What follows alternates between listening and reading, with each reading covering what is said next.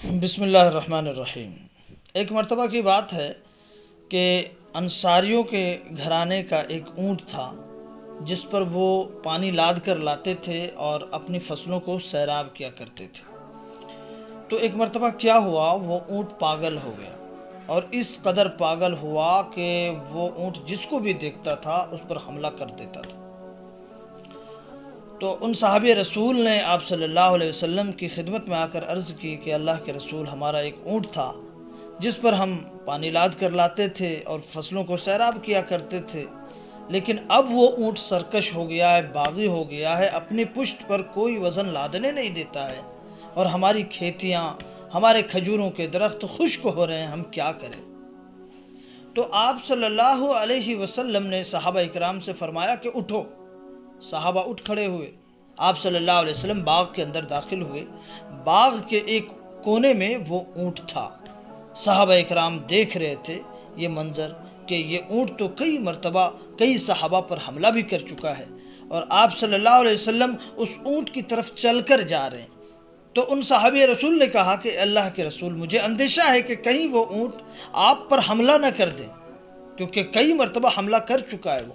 تو آپ صلی اللہ علیہ وسلم نے اطمینان سے فرمایا کہ مجھے اس اونٹ کی طرف سے کوئی اندیشہ نہیں ہے۔ جب اس اونٹ نے حضور اکرم صلی اللہ علیہ وسلم کو دیکھا تو آپ صلی اللہ علیہ وسلم کی طرف لپک کر آیا۔ صحابہ اس منظر کو دیکھ رہے ہیں اور وہ خوف میں ہیں، دہشت میں ہیں کہ اب پتہ نہیں حضور صلی اللہ علیہ وسلم کو وہ اونٹ حملہ کر دے گا اور آپ صلی اللہ علیہ وسلم کو نقصان پہنچا ہی دے گا۔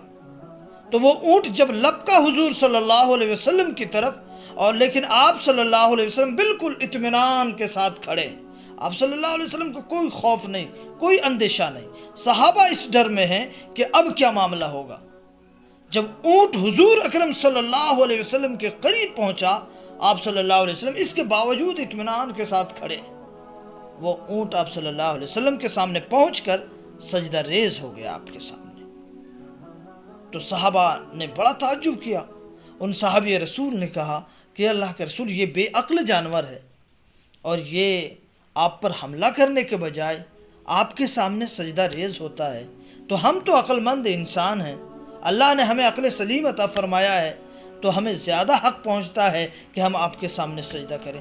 تو آپ صلی اللہ علیہ وسلم نے صاف طور پر فرمایا کہ کسی انسان کے لیے سجدہ کرنا جائز نہیں ہے۔ تو پوائنٹ کی بات مجھے عرض یہ کرنی ہے کہ اگر آپ صلی اللہ علیہ وسلم چاہتے تو آپ حکم دے سکتے تھے کہ ہاں میرے سامنے سجدہ کرو، کیونکہ کون انسان ہوگا جو اپنے سامنے سجدہ نہیں کروانا چاہے گا؟ بڑے بڑے بادشاہ گزر چکے ہیں اس معاملے میں جو اپنے سامنے سجدہ کرواتے تھے، سجدہ کرنے کا حکم دیتے تھے۔ نمرود ہو، شداد ہو، قارون ہو، حامان ہو، فرعون ہو، بڑے بڑے بادشاہ گزر چکے ہیں۔ یہاں تک کہ مغل امپائر میں دیکھیے، اکبر بادشاہ، اس کے دربار میں جب کوئی جاتا تھا تو حکم یہ تھا کہ پہلے بادشاہ کو سجدہ کرے پھر دربار کے اندر جائے۔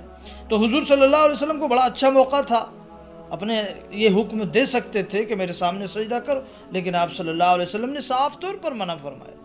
اور اس سے پہلے جو حضرت عیسیٰ علیہ السلام بالکل ان کے قریبی نبی ہیں، یہاں تک کہ لوگوں نے حضرت عیسیٰ علیہ السلام کو اللہ کا بیٹا مانا اور خدا بھی مانا ان کو، تو آپ صلی اللہ علیہ وسلم اس سے فائدہ اٹھا کر بہت کچھ حکم دے سکتے تھے، اور لوگ آپ کی پیروی ضرور کرتے، کیونکہ آپ کے لیے تو لوگ جان دینے کے لیے تیار تھے۔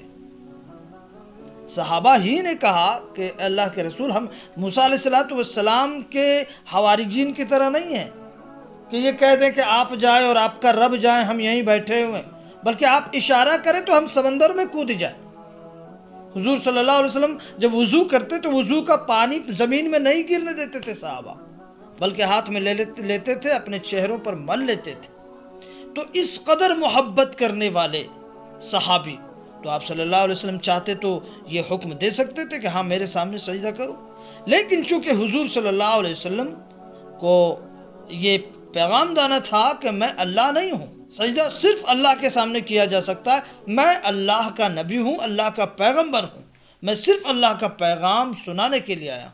تو اس سے صاف ظاہر ہوتا ہے کہ اللہ کے رسول محمد صلی اللہ علیہ وسلم اللہ کے سچے نبی اور سچے رسول ہیں۔